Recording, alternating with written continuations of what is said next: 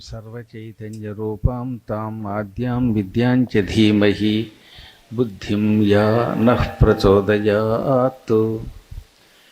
सृष्टौ या सर्गरूपा जगदवनविधौ पालिनी या च रौद्री संहारे चापि यस्या जगदिदमखिलं क्रीडनं या पराख्या पश्यन्ती मध्यमाथो तदनु भगवती वैखरी वर्णरूपा सा स्मद्वाचं प्रसन्ना विधिहरिगिरिचाराधितालङ्करोतु शुक्लांबरधरं विष्णुं शशिवर्णं चतुर्भुजं प्रसन्नवदनं ध्यायेत् सर्वविघ्नोपशान्तये। वन्दे गुरुपदद्वन्द्वमवाङ्मानसगोचरं रक्तशुक्लप्रभामिश्रमतर्क्यं त्रयीपुरं महः। नारायणं नमस्कृत्य नरं चैव नरोत्तमं देवीं सरस्वतीं व्यासं ततो जयमुदीरयेत्। नमः शिवाभ्यां नवयौवनाभ्यां परस्पराश्लिष्टवपुर्धराभ्यां नगेन्द्रकन्यावृषकेतनाभ्यां नमो नमः शङ्करपार्वतीभ्याम्। ॐ नमः शिवायै च नमः शिवाय। ఓం నమ శివాయై చ నమ శివాయ। ఓం నమ శివాయై చ నమ శివాయ। అమ్మవారు లేకపోతే అయ్యవారు లేరు, అయ్యవారు లేకపోతే అమ్మ లేదు కనుక అమ్మవారితో కూడిన శివుడికి నమస్కారం। శివ అనే ఆకారాంత స్త్రీలింగ శబ్దమునకు పార్వతి అని అర్థం। శివాయై అంటే పార్వతి కొరకు, శివాయ శివుని కొరకు నమః నమస్కారము। అందుకని నమశివాయై చ నమశివాయ।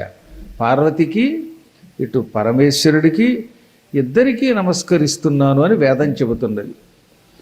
ఈ విషయాన్ని ఆది శంకరాచార్యులు వారు పార్వతీ పరమేశ్వరులు ఇద్దరు అభేదతత్వం కలిగిన వాళ్ళని, అర్ధనారీశ్వరుడు అనే శబ్దమునకు అమ్మకి తెలియకుండా శివుడు ఏ పని చేయడు, శివుడికి తెలియకుండా అమ్మవారు ఏ పని చేయదు అని అర్థం వచ్చేలాగా నమశివాయై చ నమశివాయ అనే మొగుటంతో అద్భుతమైనటువంటి స్తోత్రం రచించాడు ఆయన। దీన్ని బట్టి ఏం తెలుస్తోంది? ఈ సృష్టి నడవాలంటే భార్యాభర్తలిద్దరూ ఐకమత్యంతో ఉండాలి। ఐకమత్యంతో ఉంటున్నాం కదా అని ఇద్దరూ కలిసి లోకాలని నాశనం చేయకూడదు, లోకాలని బాగు చేయాలి। ఇవాళ కొంతమంది భార్యాభర్తలు బాగా కలిసి ఉంటున్నారు, ఏది పెళ్ళైన కొత్తలో, అప్పటిదాకా వాడి మొహానికి పెళ్ళి అవ్వదు, ఏ ప్రణవపీఠంలోనూ ఉద్యోగానికి వచ్చాక పెళ్ళి అవుతుంది। ఇక పెళ్ళయిన దగ్గర నుంచి విశృంఖల వీర విహారం చేసేసేవాళ్ళని ఎంతోమందిని చూస్తున్నాం అనమాట। మొగుడు పెళ్ళాలి ఐకమత్యంతో ఉండమంటే అందరూ చూస్తూ ఉంటే ఒకళ్ళు కూర్చొని గొట్లిప్పు తిరగమనే, పిచ్చి పని చేయమనే। ఏదన్నా ఒక పని చేసే ముందు భార్యామణికి చెప్పి, ఏమమ్మా నేను ఈ పని చేద్దామనుకుంటున్నాను, ఈ పని వల్ల నీకు నాకు లోకానికి కూడా మంచి దొరుకుతుంది అని చెప్పాలి। అలాగే ఆవిడ కూడా భర్తకి తెలియకుండా ఏ పని చేయకుండా ఐకమత్యంతో కుటుంబాన్ని నడుపుకోవాలి। పూర్వం ఎక్కువ కుటుంబాలు బాగుపడడానికి గల కారణం భార్యాభర్తల మధ్యలో పరస్పర అవగాహన, ధర్మము, అర్థము, కామము, ఈ మూడు విషయములలో భార్యాభర్తలు ఐకమత్యంతో ఉండాలి అని మంత్రశాస్త్రం చెబుతున్నది। అందుకే 3 ముళ్ళు వేస్తున్నారు, 33 ముళ్ళు వేయటంలో ఉపయోగం లేదు, అసలు ముడే లేకుండా సంతకం పెట్టుకోవడంలో ఉపయోగం లేదు। 3 ముళ్ళ యొక్క ఉద్దేశం ఏమిటి? ధర్మేచ, ఈ రోజు నుంచి భార్యాభర్తల ఇద్దరము కలిసి ధర్మమును కలిసి ఆచరిస్తాం। భార్యకి తెలియకుండా భర్త, భర్తకి తెలియకుండా భార్య కాకుండా కలిసే ధర్మమును ఆచరిస్తాం। ధర్మం అంటే ఎవడు చేయవలసిన పని వాడిది। నా పని ఈ కాసేపు ఉపన్యాసం చెప్పడం, ఇప్పుడు ఉపన్యాసం అనేసి పొలం దున్నుతానంటే కుదరదు. ఆ సమయంలో ఒక ఆయన ఎవరు వంట చేసి పెడుతున్నాడు పాపం మీ అందరి కోసం. ఆయన వంట మానేసి వచ్చి ఇక్కడ కూర్చున్నాడు అనుకోండి, నా పంట పండించుకుంటాను అని పురాణం వింటే మీకు ఆకలి వేసి కడుపులు మలమల మాడిపోతాయి, చచ్చిపోతారు. అందువల్ల ఆ టైంలో ఆయన వంటే చెయ్యాలి. ఈ టైంలో ఈయన మైకే పెట్టాలి, రీసౌండ్ లేకుండా చూడాలి, అతడి కెమెరాయే పెట్టాలి. ఇలా ఎవరి ధర్మమును వారు నిర్వహించాలంటే ఎవరు చేయవలసిన పని వాళ్ళే చెయ్యాలి. అలా చేస్తే ఏమవుతుందన్నమాట, సృష్టి నడుస్తుంది. ఆ సమయంలో ఆ పని కాకుండా ఇంకో పని చేస్తే ఉపయోగం లేదు. అలా చెయ్యవలసిన పనిని ధర్మము అన్నారు. ఈ ధర్మం దంపతులిద్దరూ కలిసి చేసుకోవాలి. రెండవది, డబ్బు సంపాదించేటప్పుడు కూడా భార్యాభర్తలిద్దరూ ఆ డబ్బుని జాగ్రత్తగా ఖర్చు పెట్టుకోవాలి. భార్యామణికి ఎక్కువ జీతం వచ్చింది అనుకుందాం, అందుకని నాకు 60,000 నీకు 16,000 కాబట్టి నీ మొహం మీద పేడ కొడతాను అనకుండా 60 16 కలిపి 76,000 చోట పెట్టి ఎలా ఖర్చు పెడితే బాగుంటుందో అలా ఖర్చు పెట్టాలి. ఏదో పద్మాకర్ గారు వస్తున్నారు, ఆయనకు 70,000 ఇచ్చి మిగతా 6,000 మనం ఖర్చు పెట్టుకుందాం జాగ్రత్తగా అని ఇద్దరు కలిసి సర్దుకోవాలి. ఒకళ్ళకి తెలియకుండా ఒకళ్ళు చేయకూడదు. కొన్ని విషయములలో మాత్రమే ఎప్పుడు భార్యాభర్తలు ఒకళ్ళకి తెలియకుండా ఇంకొకళ్ళు డబ్బు ఖర్చు పెట్టవచ్చు అంటే, భర్త తాగుబోతూ వ్యసనపరుడు జోదగాడు ఈ కుటుంబం నాశనం చేస్తున్నప్పుడు భార్యామణి భర్తకి తెలియకుండా డబ్బు దాచవచ్చు. ఎందుకంటే ఈ దిక్కుమాలవాడు పాడు చేస్తున్నాడు కనుక. వీడు మొత్తం డబ్బంతా పట్టుకుపోయి విజయనగరంలో సంపాదించిన దాన్ని గజపతిపురంలో ఖర్చు పెడుతున్నాడు కనుక. అలాగే భార్యామణి కూడా దుర్మార్గురాలు పుట్టింటికి జారేసేస్తుంది అనుకోండి మొత్తం డబ్బంతా, భర్తగారు డబ్బు తెలియకుండా, అప్పుడు భర్తగారు జాగ్రత్త పడవచ్చు. మీలాంటి మంచివాళ్ళు భార్యాభర్తలు ఇద్దరు ఐకమత్యంతో కలిసే అర్ధమును ఖర్చు పెట్టాలి, అర్ధమును సంపాదించాలి, దాచాలి. ఇంకా మూడవది కోరిక. కామము అంటే కోరిక. కోరికలు ఎవరి కోరికలు వాళ్ళకు ఉంటాయిగా. భార్యామణికేమో వైబుందిరి అనే పాట చూడాలని అనిపించింది సినిమా, భర్త గారేమో భక్త ప్రహ్లాద్ చూడాలనుకున్నాడు. అయితే ఈ కోరికలు ఇద్దరూ కలిసి ఈ పూటకి భక్త ప్రహ్లాద, రేపు అదేదో పనికిమాలిన సినిమా అని సర్దుకోవాలి, తప్పదు. మరి ఇద్దరూ నా మాటే చెల్లాలి, ఈ కోరికే తీర్చుకోవాలి అనుకుంటే సృష్టి నశిస్తుంది, కాపురాలు కొలిపోతున్నాయి. ఇప్పుడు కలియుగంలో అలాంటి కొట్లాట ఎక్కువైపోయింది. అందువల్ల ఏమైపోయింది, ఎవరి కోరికలు వాళ్ళవే అవడం వల్ల 1వ తారీఖు జనవరి పెళ్ళి, జనవరి 31వ తారీఖు విడాక్ విడాక్ విడాక్. ఎంత మార్పు చెందుతామండి. అందువల్ల పై కోరికలతో శరీర వ్యామోహంతో ఉండే పెళ్ళిళ్ళు నిలవవు, పవిత్రమైన పెళ్ళిళ్ళు నిలుస్తాయి. కోరికలు ఇద్దరూ కలిపి సర్దుకుని నిర్వహించుకోవాలన్నమాట. అందుకని ధర్మేచ అర్థేచ కామేచ నాతి చరితవ్యం అని బ్రహ్మగారు మంత్రం చెప్పిస్తారు. ఈ 3 విషయములలో భార్యామణి నేను నీకు చెప్పకుండా ఏ పని చెయ్యను, నిన్ను దాటి ఈ పని చెయ్యను అంటున్నాడు అనమాట. నా అతి చరితవ్యం అంటే దాటి వెళ్ళను, నా ఇష్టం వచ్చినట్టు చెయ్యను అని మంత్రం ముందు పురోహితుడు చెప్పించగానే ఈ భర్త గారికి అర్థం తెలిసినా తెలియపోయినా నా అతిచరామి అనాలి అంటున్నాడు. నా అతిచరామి, అతిచరామి అంటే నీకు చెప్పకుండా నా ఇష్టం వచ్చినట్టు చేస్తాను, నిన్ను దాటి వెళ్ళిపోతాను. నా అతిచరామి అంటే నిన్ను దాటి వెళ్ళను, అనగా నీతో ముచ్చటించకుండా నీతో మాట్లాడకుండా చెయ్యను అని ప్రామిస్ చేశాడు, ప్రతిజ్ఞ చేశాడు. ఆ మాట నిలబెట్టుకోవాలి. అలా నిలబెట్టుకుంటే సృష్టి సాగుతుంది. అది లోకానికి చెప్పడం కోసమే పార్వతీ పరమేశ్వరులు చెరిసగం శరీరంతో ఆవిర్భవించారు, అర్ధనారీశ్వరులు అయ్యారు.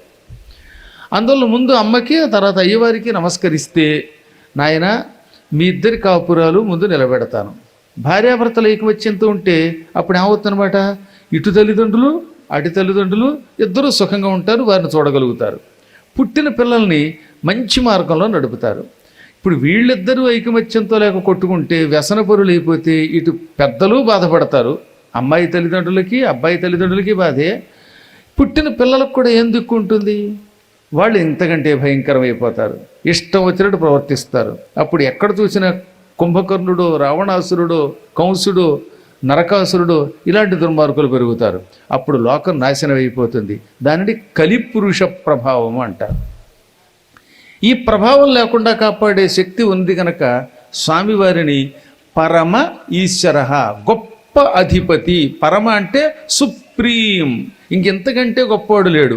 ఈశ్వరుడు అంటే పరిపాలించే అధికారి, పరమేశ్వరుడు అంటే మహాధిపతి, చక్రవర్తి అని పేరు అన్నమాట. ఆ స్వామివారిని ఎప్పుడో ప్రాచీన రూపంలో ఇక్కడ లింగ రూపంలో ఉన్నటువంటి స్వామివారిని మళ్ళీ 2023లో నూతనాలయం కట్టించి పునఃప్రతిష్ఠ చేశారు ఈ గ్రామంలో.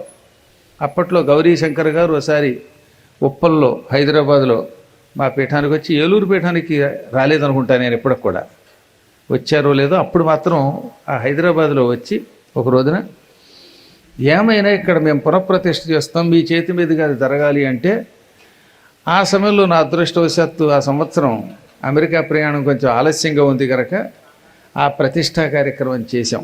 సరిగ్గా ఉగాది వెళ్ళిన మరునాటి నుంచి మొదలుపెట్టి 3వ రోజున చేసినట్టున్నాం కదా. అందువల్ల 2023లో ఇక్కడ శివలింగ ప్రతిష్ఠ జరిగింది. అది బ్రహ్మసూత్ర శివలింగం. సూత్రం అంటే యజ్ఞోపవీతము తాడు. బ్రహ్మసూత్రం, బ్రహ్మంతటి వాడు యజ్ఞోపవీతములు స్వామివారికి సమర్పించాడు, అందువల్ల అది బ్రహ్మసూత్ర శివలింగం అయ్యిందని కూడా ఒక అర్థం. రెండవది, బ్రహ్మగారు మన నుదుట రాసే రాతలు రాసే ముందు శివుడికి అది సమర్పించి అప్పుడు రాతలు రాయడం మొదలెడతాడు. కాబట్టి బ్రహ్మసూత్ర శివలింగం అనగా బ్రహ్మ ద్వారా సమర్పించబడిన యజ్ఞోపవీతం గలవాడు, అందరి యొక్క నుదుటి రాతలు రాయడానికి ముందు ప్రతిష్ఠించబడినటువంటి లింగం అని కూడా అర్థం. అటువంటి లింగాన్ని ప్రతిష్ఠించారు. ఇది అప్పుడే 3వ సంవత్సరం, 3 సంవత్సరాలు గడిచిపోయేది. అప్పుడే 23 అంటే 24, 25, 26, అప్పుడు 3 వార్షికోత్సవాలు ఏంటి 4లోకి అడుగు పెడుతున్నారు. ఆ లింగం ప్రతిష్ఠించినప్పుడే చెప్పాను ఇది ఒక మహాక్షేత్రం అవుతోంది అని. అన్నట్టే కార్తీక మాసాల్లో, శివరాత్రిలో, మహాపర్వదినాలలో ఎక్కడెక్కడి నుంచి చుట్టుపక్కల ప్రాంతాల వాళ్ళంతా వస్తున్నారు అశేషంగా విన్నాను. చాలా సంతోషం. ఇది శివరాత్రి అయితే కొన్ని వేల మంది వచ్చారట కదా, అంతమంది దర్శనం చేసుకుంటున్నారు. ఈ స్వామివారికి భక్తితో నమస్కరించి ఆయన మీద ఒక చెంబుడు నీళ్లు పోసి, మీరు ఏమని కోరుకుంటారు? మా నుదుటి రాత సక్రమముగా మార్చుము అనగా, ఇంతవరకు కొంతమంది కొన్ని కష్టాలు ఉన్నాయి. ఒక ఆయనకి పెళ్ళయింది, అయిన వెంటనే యాక్సిడెంట్ అయ్యిందిట. ఇంకొక ఆయనకి పెళ్ళయింది, మొగుడు పిల్లలు కొట్టుకుంటున్నారు. కొంతమందికి వివాహం అయ్యింది, ఆ రోజు నుంచి దారిద్ర్యం పట్టుకుంటోంది. అంటే దీనికి కారణం ఏమిటి? బ్రహ్మగారు నుదుట రాసినటువంటి రాతయే. అందువల్ల మానవుడు పూర్వజన్మలో చేసిన పాప పుణ్యములను బట్టి భగవంతుడు నుదుటి రాత రాస్తాడు. బ్రహ్మ రాసిన రాతని తప్పించుకోవడం ఈ ప్రపంచంలో ఎవడి వల్ల కాదు. అందుకని లలాట లిఖిత రేఖ పరిమార్ష్టున్న శక్యతే, నుదుట రాయబడిన రాతని మార్చడం ఎవడి వల్ల కాదు అన్నారు. బ్రహ్మగారు కూడా సరదాగా రాయడండోయ్. ఈ దుర్మార్గుడు పూర్వజన్మలో చేసిన పాపము పుణ్యము దాన్ని దృష్టిలో పెట్టుకుని, ఒరే నువ్వు పూర్వజన్మలో పాపం చేసావు కాబట్టి ఈ జన్మలో నీ బతికింతే, నువ్వు దారిద్ర్యం అనుభవించు, పెళ్ళో కేతనపడు, లేకపోతే ఎలారియో కాలో చెయ్యో ఎక్కేస్తే కాలో చెయ్యో లేక బాధపడు, ఇలా రాస్తాడు. మీలాంటి పుణ్యాత్ములకి ఏమని రాశాడు? పూర్వజన్మలో పద్మాకర్ గారి ఆశ్రమంలో ఉండుంటారు మీరు, అందుకని ఈ జన్మలో బ్రహ్మసూత్ర శివలింగం చూడండి, పురాణం వినండి, విన్నాక మంచి వంకాయ కూరలు వాటితో భోజనం పెడుతున్నారు, తినండి అని రాశాడు. ఒక్కొక్కప్పుడు రాత సరిగ్గా లేకపోతే సరిగ్గా భోజనం పెట్టే ముందు ఫోన్ వస్తుంది ఇంటి దగ్గర నుంచి, వెంటనే వెళ్ళిపోతాడు. దారిలో తిండి ఉండదు, అన్నీ వాడిపోతాయి. ఈ రాత బ్రహ్మగారు రాయడానికి గల కారణం ఏమిటో మనకి తెలిసేది కదా, పూర్వజన్మలో చేసిన పుణ్యపాపములు. బ్రహ్మసూత్ర శివలింగం మీద నీళ్లు పోసి అభిషేకం చేసి, మా నుదుటి రాతను మాకు అనుకూలంగా కాస్త మంచిగా మార్చుము అని కోరుకుంటే బ్రహ్మసూత్ర శివలింగం వెంటనే రాత మారుస్తుంది. అందుకే దాన్ని బ్రహ్మసూత్రము అన్నారు. నుదుటి రాతని కూడా మార్చే శక్తి కలిగిన దివ్యలింగం అది. కాకపోతే భక్తి కలిగి ఉండాలి, శ్రద్ధతో అడగాలి, అడిగే విధంగా అడగాలి. అడిగితే మాత్రం తప్పనిసరిగా ఆయన దయ వల్ల రాత మారుతుంది. వీడికి అంత పూర్వం ఏ యోగం లేకపోయినా వస్తుందండోయ్. భగవద్గీతలో కృష్ణుడు యోగక్షేమం వహామ్యహం అన్నాడే. యోగం అంటే ఏంటి అసలు? అప్రాప్త వస్తు ప్రాప్తి యోగ. ఒక వస్తువు వాడి జీవితంలో వాడికి రాదు, వాడి జాతకంలో ఆ వస్తువు పొందే యోగం లేదు, అది రావడమే యోగం అంటే. ఒక్కొక్కటి జాతకంలో చచ్చిన గృహ అనే ఒక యోగం ఉండదు, అంటే వాడికి సొంత ఇల్లు వచ్చే అవకాశం లేదు, వాడికి కానీ వాడి భార్యకి కానీ సొంత ఇల్లు వచ్చే అవకాశం లేదు. అదే భగవంతుని అనుగ్రహం ఉంటే ఇల్లు రానివాడికి కూడా ఏదో ఒక వంకతో భగవంతుడు ఇల్లు ఇస్తాడు. అలాగా రాని వస్తువు వచ్చేలా చేయడాన్ని ఏమన్నారు? యోగ. అది యోగం అంటే. మళ్ళీ గుర్తుపెట్టుకోవాలి, అప్రాప్త వస్తు ప్రాప్తి యోగ. ఇప్పుడు యోగం అంటే అర్థమైంది కదా, రాని వస్తువు వచ్చింది. కారు యోగం లేనివాడికి కారు వచ్చింది, కొంప యోగం లేనివాడికి కొంప, అది ఇల్లు యోగం లేనివాడికి ఇల్లు వచ్చింది. పెళ్లి యోగం లేనివాడికి కూడా ప్రణవపీఠంలో అలా ఉద్యోగంలో జాయిన్ అయితే పెళ్ళి అయ్యింది. ఒకేసారి అవుతుంది పైగా ఇద్దరికి కూడా. ఇంకా క్షేమం అంటే ఏమిటి? వచ్చింది నిలబడ్డం క్షేమం అంటే. నీకు గృహయోగం లేదు కానీ గురువు గారి దేవల్ల ఇల్లు వచ్చింది. వస్తే మాత్రం గురుకటాక్షం లేకపోతే అవుతాయి ఇల్లు. ఎవడో తాకట్టు పెడతాడు, లేకపోతే దిక్కుమాల పెళ్ళం వస్తుంది, 2 రోజుల తర్వాత అప్పులు చేయిస్తుంది, ఇల్లు అమ్ముకుపోతాడు, మళ్ళీ రోడ్డు మీద పడతాడు. అవునా? కారు కొంటాడు, అమ్మేసుకుంటాడు. చూస్తున్నాక మనం పెళ్ళి అవుతుంది, 3వ రోజుకి విడాక్ విడాక్ విడాక్. ఇలా ఒక వస్తువు రానిది వచ్చింది యావజ్జీవితం నిలబడాలి. ఆ నిలబడ్డాన్ని క్షేమము అంటారు అన్నమాట. ఇది యోగ క్షేమ. యోగక్షేమం వహామ్యం అంటే అది. నీకు రానిది ఇస్తున్నాను, వచ్చింది నిలబెడుతున్నానని కృష్ణుడు చెప్పాడు. అలా నిలబెట్టాలి అంటే దానికి మంత్రశాస్త్రంలో ఏం చెయ్యాలి అని చెప్పారు అంటే, బ్రహ్మసూత్రమున్న శివలింగమును 3 దినముల పాటు జలముతో అభిషేకించండి. జలాభిషేకం చాలు.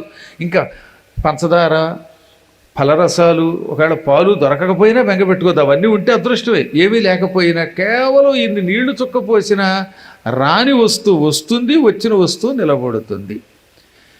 ఒకవేళ ఏ కారణం చేతనైనా జాతకం మరీ దోషంతో ఉంటే అటువంటి దోషం నుంచి బయటపడడానికి ఒక దివ్యక్షేత్రం ఉన్నది. అదే రాజస్థాన్లో పుష్కర్. అజ్మీర్ అనే ప్రాంతానికి దగ్గరలో 12 కిలోమీటర్ల దూరంలో పుష్కర క్షేత్రం ఉన్నది. అక్కడ బ్రహ్మగారికి ఆలయం ఉంటుంది. అక్కడ మాత్రమే. ఆ ఆలయానికి వెడితే బ్రహ్మ నుదుటి రాత మారుస్తాడు అని పద్మపురాణం చెబుతున్నది. ఆ యోగం అక్కడ పడుతుంది, లేదా భక్తితో బ్రహ్మసూత్ర శివలింగానికి అభిషేకం చేస్తే పడుతుంది. కాబట్టి మీరు ఎంత దృష్టివంతులు ఆలోచించండి. పక్కనే ఉన్నాడు కల్పవృక్ష రూప స్వరూపుడైన పరమాత్మ.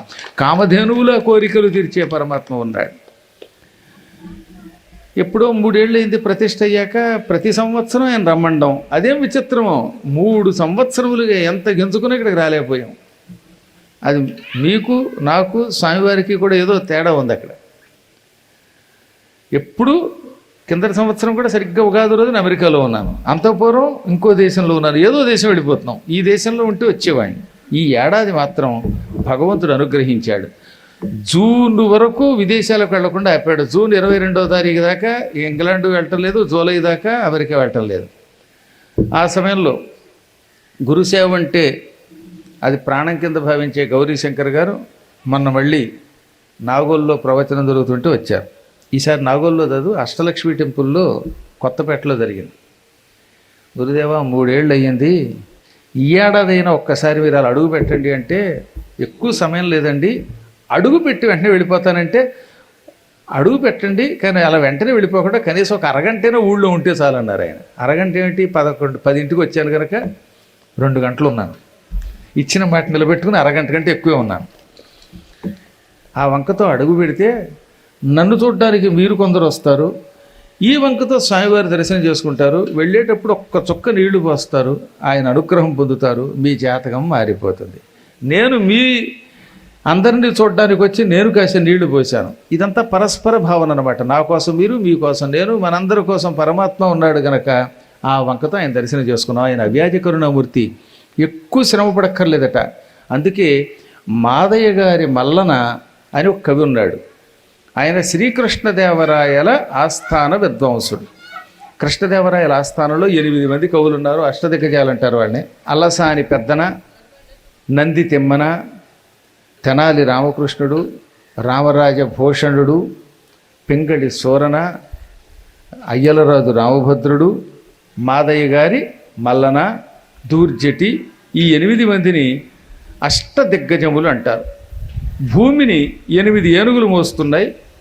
దిక్కు గజము దిగ్గజము, ఒక్కొక్క దిక్కులో ఒక్కొక్క ఏనుగు మోస్తుంది కనుక అష్టదిక్కుల్లో ఉన్న ఈ గజములను దిగ్గజములు అన్నారు. అలాంటి దిగ్గజాలు లాంటి కవులు వీళ్ళు. అవి భూమిని మోస్తే వీళ్ళు శ్రీకృష్ణదేవరాయల యొక్క సభ గౌరవాన్ని మోస్తున్నారనే పేరుతో వాళ్ళకి అష్టదిగ్గజాలని పేరు పెట్టాడు రాయలు. అందులో చిట్ట చివరాయన మాదయ్య గారి మల్లన. ఈయన శివభక్తుడు. శివుడి మీద అందమైన కావ్యం రాశాడు. దానికి రాజశేఖర చరిత్ర అని పేరు. రాజ అంటే చంద్రుడు, శేఖరుడు శిఖయందు ధరించినవాడు. అంటే రాజశేఖరుడన్నా చంద్రశేఖరుడన్నా ఒకటి, సోమశేఖరుడన్నా చంద్రుణ్ణి తల మీద ధరించినవాడు. అందులో నిజానికి రాజశేఖర అనే శబ్దానికి అర్థం ఏంటనమాట, చంద్రుణ్ణి ధరించిన శివుడు. రెండోది రాజుల్లో గొప్పవాడు. రాజుల్లో గొప్పవాడు కూడా ఆయనే. అందుకే రాజాధిరాజాయ ప్రసయ్య సాకిని అనే రోజు మంత్రపుష్పంలో ఆయన్ని స్తోత్రం చేస్తున్నాం. అటువంటి రాజశేఖర చరిత్రలో అద్భుతమైన పద్యం ఉంది. నీలకంఠుని శిరస్సుపై నీళ్లు జల్లి, నీలకంఠుని శిరస్సుపై నీళ్లు జల్లి, పత్తిరుసుమంతయవ్వాడు పారవైచు, కామధేనువు వానింటి గాడి పసరము, అల్ల సురశాఖి వానింటి మొల్ల చెట్టు.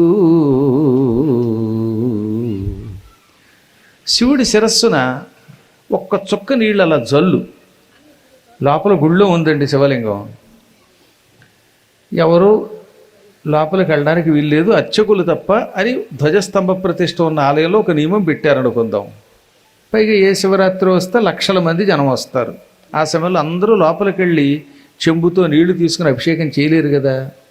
అలాంటప్పుడు ఎవరో ఒక ఆయన దూరం నుంచి చెంబులో నీళ్ళు అలా విసిరాడు, జల్లాడు.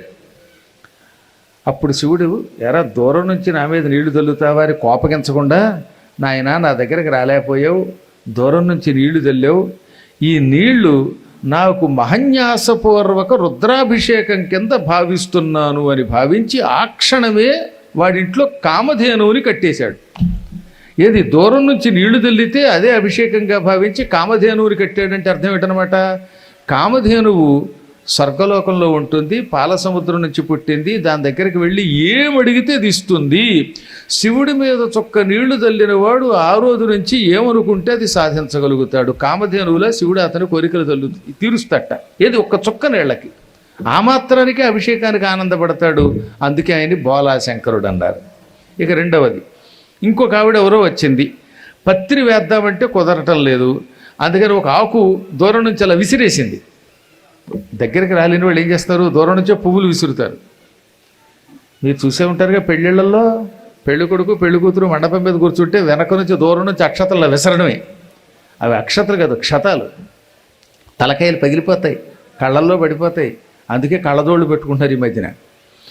గుండులు పగిలిపోతాయి నెత్తిలో జుట్టు లేకపోతే. అంత దూరం నుంచి అక్షతలు విసిరినా అది ఆశీర్వచనం అని మనమే అనుకుంటున్నాం కదా, దెబ్బలు తగులుతున్నా.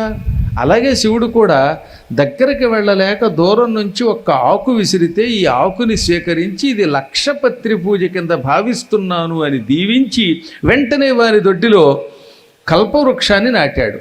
కల్పవృక్షం కూడా కోరిన కోరికలు తీర్చే అద్భుతమైన వృక్షం. అనగా శివుడు ఒక్క ఆకు విసిరినంత మాత్రం చేతనే కల్పవృక్షంలా కోరిన కోరికలు తీరుస్తున్నాడు. అంతటి కరుణామూర్తి. కాబట్టి శివ పూజ అన్నిటికంటే తేలిక అన్నారు.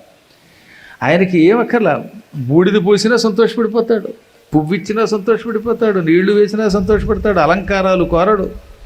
ఆ మాత్రం కూడా చేయలేకపోతే వాడు దురదృష్టవంతుడు. అందులో మీరు ఎప్పుడు వీలుంటే అప్పుడు యథాశక్తిగా ఈశ్వరార్చన చెయ్యండి. కలియుగంలో మానవులను దారిద్ర్య విముక్తులు చేయటానికి శివ పూజని ఏర్పాటు చేశాము అని వేదాలు చెప్పాయి. ఎలా చెయ్యాలి అంటే, ముందు స్నానం చెయ్యాలి, ఆ తర్వాత విభూతి పూసుకోవాలి. విభూతి లేని నుదుటితో శివారాధన చేయకూడదు. దిగ్భస్మరహితం పాలం దిగ్రామమ శివాలయం దిగనీశార్చనం జన్మ దిగ్విద్యాం అశివాశ్రయాం. విభూతి లేని నుదురు పనికి మాలిన నుదురు. ఆ నుదురు చూడకూడదట. నుదుటి ఎంత భస్మం లేకపోతే ఆ నుదురు చూడరాదన్నారు.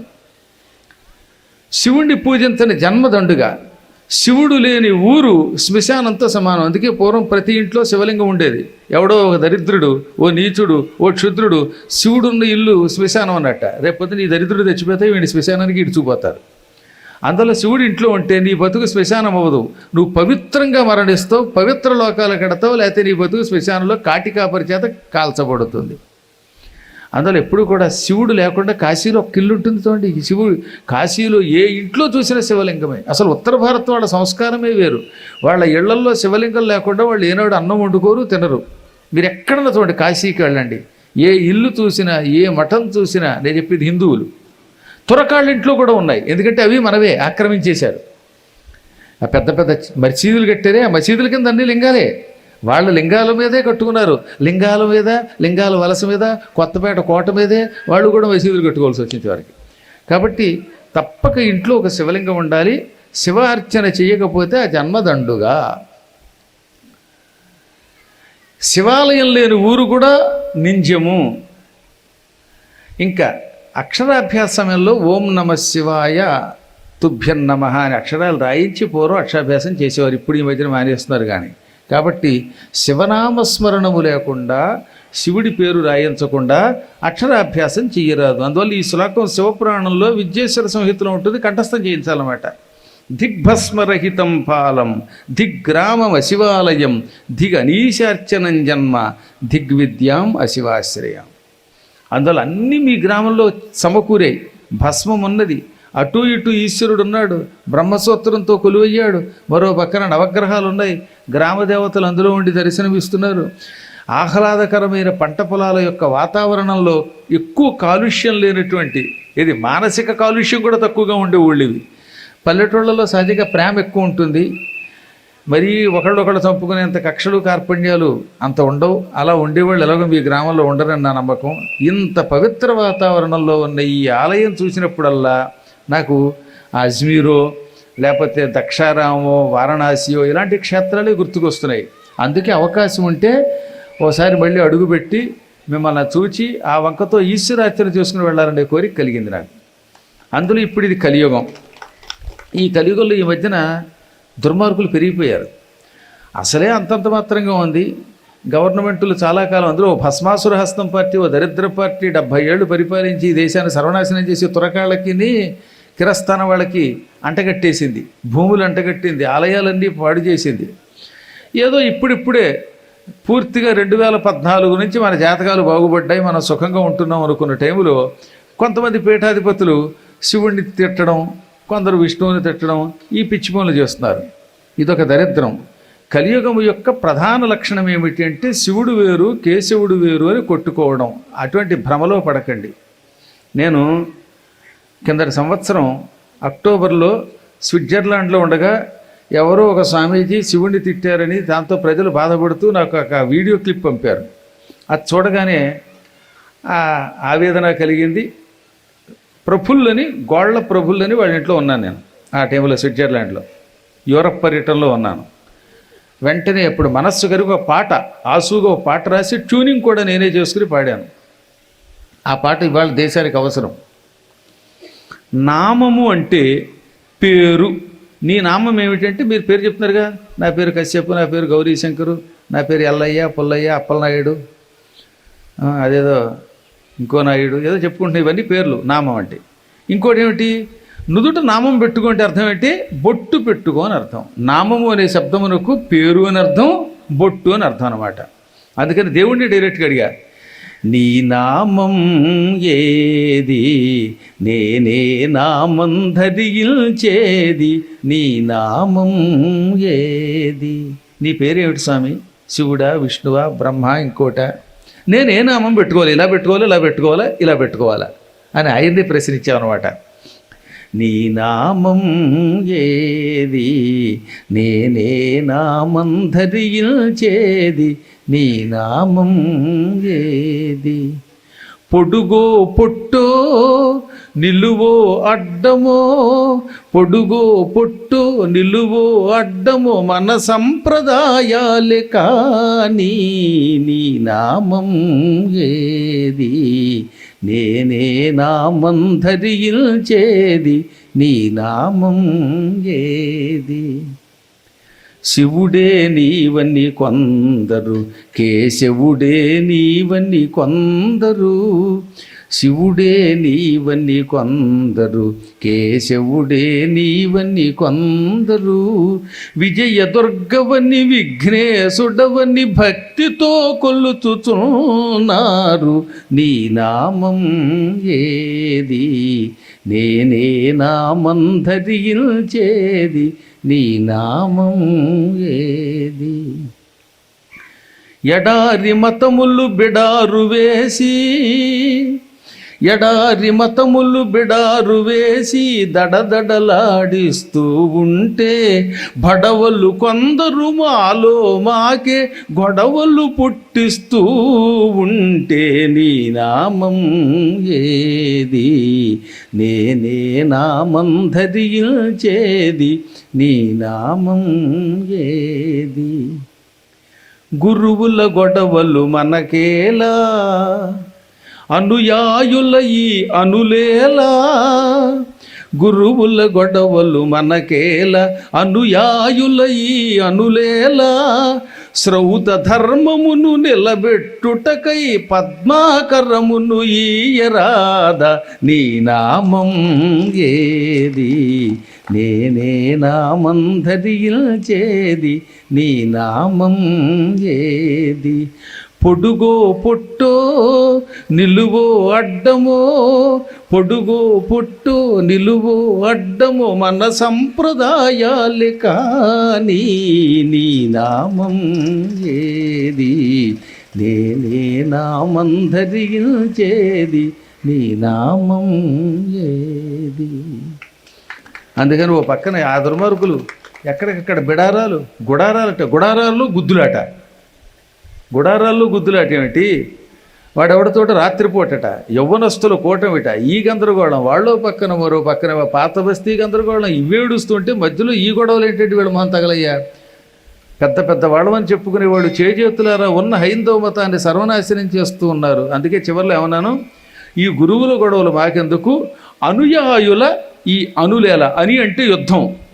అనుయాయులు అనులు ఎందుకు చేసుకోవడం, అనవసరంగా తగదపడడం. ఆ పిచ్చి గురువుల్ని తీసి అవతల పారేయండి, నెత్తి మీద వెంట్రుక ఊడిపోయినట్టుగా తీసి అవతల పారేయండి. అది ఎలాగో నాస్తికుడు ఉన్నాడు, పిచ్చి పిచ్చి పురాణాలు చూస్తాడు, వాడు నెత్తి మీద ఎలాగో వెంట్రుక లేదు, అలాగే తీసి అవతల పారేయండి అంతే, గడ్డి పరకం తీసినట్టు అంతే. తప్ప మనలో మనం కొట్టుకోకూడదు. భగవంతుడు ఒక్కడే, ఏకమేవ అద్వితీయం బ్రహ్మ అని వేదం చెబుతున్నది. పరమాత్ముడు ఒక్కడే, అతడు శివుడని పిలు, విష్ణు అని పిలు, బ్రహ్మను, రుద్రుడును, నవగ్రహాల రూపంలో కొలుచుకో, సూర్య చంద్రాదులనుకో, లేకపోతే విఘ్నేశ్వరుడనుకో, ఏ వంకతో పిలిచినా ఉన్నది పరమాత్మ ఒక్కడే. అదేగా శ్రీకృష్ణుడు పరమాత్ముడే. భగవద్గీతలో నేను ఒక్కడే సమస్తం, రుద్రాణం శంకరశ్చాస్మి, రుద్రుల్లో శంకరుణ్ణి నేను, కాల కలయతామహం. ఈ విధంగా ఎవరెవరిలో నేనున్నాను అని అన్నీ తానే అని చెప్పాడు చివరికి ఆయన. అటువంటి పరమాత్ముడు ఒక్కడని గ్రహించాలి. అటువంటి జ్ఞానమును కలిగించే దివ్యలింగం, దివ్యక్షేత్రం ఈ ఊరు. ఈ బ్రహ్మసూత్ర శివలింగం మిమ్మల్ని రక్షించుగాక అని అనేక మంగళాశాసనాలు చేస్తూ, నిజానికి తిరిగి తిరిగి తిరిగి తిరిగి విసిగెత్తిపోయినట్టుగా తిరిగేశాం. అలా తిరగడంలో ఇవాళైతే నిన్న దాకా తలనొప్పి, రాత్రేమో సన్మానం, గుంటూరులో బయలుదేరి దిక్కుమాలిన రైలు ఒకటి ఎక్కాం, విశాఖ ఎక్స్ప్రెస్. పేరుకు ఫస్ట్ క్లాస్ కంపార్ట్మెంటు, లెట్రిన్లు బాబులేవు, బెర్త్ ఏమో చండాలం. సరే అదేనా తట్టుకుందామంటే, నా కర్మయోగంలో ఫస్ట్ క్లాసులో కూడా ఎదురుగుండా బెర్త్లో ఇద్దరు చిన్నపిల్లల్ని వేసుకొచ్చారు ఒక దంపతులు. ఆ ఇద్దరిలో అమ్మాయి ఏమో పూతన అంశతో పుట్టింది, అబ్బాయి రావణ అంశతో పుట్టారు. తెల్లవారులు అరుస్తూనే ఉన్నారు ఈ మైకరిచినట్టుగా. పైన హాయిగా వాడు బాగానే పడుకున్నాడు రాజు, ఎలా ఉన్నాడు ఎదరపోగలుగుతాడు. నాకు భగవంతుడు నిన్నటి నుంచి పరీక్ష, అసలు ఈ రాత్రి గడుస్తుందా, నిద్ర పడుతుందా, నా హంస లోపల ఉంటుందా, హంస ఉంటుందా లేదా, ఈ హింస ఏమిట్రా అని పరమహంసనేను నాకే హింస కలిగించాడు. బాగా పరీక్షించాడు శివుడు. ఎందుకు పరీక్షించాడంటే, 2 ఏళ్లుగా ఈ ఊరు రాలేదు కదా ప్రతిష్ఠ అయ్యాక అని నన్ను పరీక్షించాడు. అంటే ప్రాయశ్చిత్తంగా వచ్చి 5 ఏళ్ల తర్వాత మళ్ళీ వస్తాను అని, నెక్స్ట్ ఇయర్ వస్తాను అంటలేదండి. నేను శివుడు ఎదురుగుండానే 5 ఏళ్లలోపు ఎప్పుడోకప్పుడు వస్తాను. ఒక్కసారి మాత్రం వచ్చి ఇలాగే మళ్ళీ వార్షికోత్సవాల్లో స్వామివారి దర్శనం చేసుకుంటానని వాటిస్తూ, స్వామివారి అనుగ్రహం, ఆయన అనుగ్రహం అంటే రాగలుగుతాం. ఏనకేనాపి తృణమపి నచలతి. ఆ పరమేశ్వరుడి అనుగ్రహం లేతే గడ్డి పరక కూడా కదలదు. అటువంటి పరమేశ్వరుడి సంకల్పం ఉంటే రాగలుగుతాం అనమాట. అందుకని పరీక్షించినా రాగలిగాను. నిజంగా చెప్పమంటే ఇందాక వచ్చే సమయమునకు నా శరీరమునకు ఇక్కడ కూర్చున్న తర్వాతకి అసలు ఏ సంబంధం లేదు. ఆ రైలు అంతా ఒకెత్త, రైలు దిగిన తర్వాత కారు ఎక్కిన దగ్గర నుంచి అని ఆ స్టీరింగ్ ఇటు ఇటు తిప్పుతూ ఉంటే ముందున్న 16 ఏళ్ళ ఆయనేమో స్పీడ్గా పెడుతున్నాడని వెనకాతలు ఉన్నాయని అంత స్పీడ్ అందుకోవడానికి ప్రయత్నిస్తూ ఉంటే వెనకాతలు లేచిపోతుంది కారు. కొన్ని చోట్లయితే ఎలా ఉందంటే అమ్మ బాబాయ్, పూర్వం పైకి కిందకి బంతిని తినేటట్టుగా తినేశాడు. అంచేత రోడ్డు ప్రయాణం, రైలు ప్రయాణం, ఆ బెర్తలో ఎత్తు, ఆ తర్వాత ఏమో చివరికి ఎక్కడికి వెడుతున్నామో తెలియనంత ప్రయాణాన్ని కూడా తట్టుకుని ఇక్కడ కూర్చుని ప్రవచనం చేసే శక్తి పొందానంటే అదే ఈశ్వరుని యొక్క దివ్యానుగ్రహము. చాలాసార్లు చూస్తున్నాను అనమాట. ఈ సంవత్సరం పరాభవ. పరాభవము అంటే ఒక అర్థం అవమానం, రెండోది పరా అనే మాటకు అమ్మవారిని అర్థం పరాశక్తి, గొప్ప శక్తి. అమ్మవారు భవ పుట్టింది కనుక అమ్మవారు పుట్టినటువంటి సంవత్సరం, అమ్మవారు ఈ సంవత్సరంలో ఆవిర్భవించింది మన కోసం, కాబట్టి అమ్మవారి అనుగ్రహం ఉందని ఒక అర్థం. వాక్కులు 4 రకాలు, పర, పశ్యంతి, మధ్యమ, వైఖరి అని మాట 4 రకాలుగా ఉంటుంది. అందులో పరావాక్స్వరూపిణి అమ్మవారు అని చెప్పడం కోసం భవశబ్దమునకు శివుడని అర్థం. పరాభవ అంటే అమ్మవారితో కూడిన భవుడు శివుడు, పార్వతీ పరమేశ్వరుడు అని ఒక అర్థం. ఇన్ని కారణముల చేత అంతో ఎంతో కష్టాలున్నా ఈ కష్టములు నష్టములు పోయి మీ అందరికీ శుభమే కలుగుతుంది అని అనేక మంగళాశాసనం చేస్తున్నాం. పంచాంగంలో 5 ఉంటాయి: తిథి, వార, నక్షత్ర, యోగ, కరణములు. తిథులంటే పాడ్యమి, విధియ, తదియ, చవితి మొదలైనటువంటి 15. పూర్ణిమకి బదులుగా కృష్ణపక్షంలో అమావాస్య ఉంటుంది. ఈ తిథులను రోజు క్యాలెండర్లో చూడండి. ఇవాళ తిథులు ఏమనుంది? విధియ అని ఉంది, తర్వాత తదియ అని ఉంటుంది. అవునా? ఈ పూట ద్వితీయ అని ఆ తిథిని తలుచుకుంటే సంపదలు వస్తాయి. అందుకని తిథిని తలుచుకోవాలి. తిథేశ్చ శ్రియమాప్నోతి. తిథులను తలుచుకుంటే సంపదలు పొందుతాడు. వారాత్ ఆయుష్యవర్ధనం. వారాన్ని తలుచుకుంటే ఇవాళ శుక్రవారం అని తలుచుకోండి, రేపు శనివారాన్ని తలుచుకోండి, దానివల్ల ఆయువు పెరుగుతుంది. ఆయుర్దాయం, బతికేటటువంటి ఆయువు పెరుగుతుంది. ఇంకా 3వది నక్షత్రాలు: అశ్వని, భరణి, కృతిక, రోహిణి, మృగశిర, ఆర్ద్ర, పునర్వసు, పుష్యమి, ఆశ్లేష, మఖ, పుబ్బ, ఉత్తర, హస్త, చిత్త, స్వాతి, విశాఖ, అనురాధ, జ్యేష్ఠ, మూల, పూర్వ, షఢ, ఉత్తరాషాఢ, శ్రవణం, ధనిష్ట, శతభిషం, పూర్వ, భద్ర, ఉత్తర, భద్ర, రేవతి అని పిలువబడే 27 నక్షత్రాలు రోజు ఉంటే ఒకదాని తర్వాత ఒకటి. ఆ నక్షత్రాలు క్యాలెండర్లో చూసి తలుచుకోండి. నక్షత్రాలు తలుచుకుంటే పాపం పోతుంది. నక్షత్రాత్ హరతే పాపం. యోగాద్ రోగ నివారణం. అందరూ రాస్తాడు ఇవాళ ఈ యోగం ఉన్నది అని. అలాంటి ఆ యోగములను తలుచుకుంటే క్షిప్రయోగం, దస్సు యోగం పంచాంగంలో రాస్తాడు. ఈ యోగమును తలుచుకుంటే రోగాలు తొలగిపోతాయి. చివరిది కరణము, తైతుల కరణము, భవకరణము, ఇలాంటి కరణాలు ఉన్నాయి.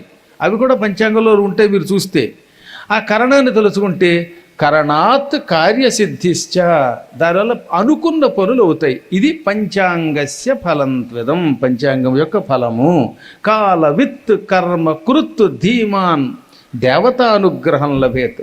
కాలమును ఎరిగి పనులు చేయుము అంటే వర్జ్యము అన్నప్పుడు ఆ పూట పని చేయక కాసేపు ఏదో 8 to 9 వర్జ్యం ఉంది. వర్జ్యం అంటే విడిచిపెట్టాలి. ఆ టైంలో ప్రయాణం అయితే నష్టం వస్తుంది.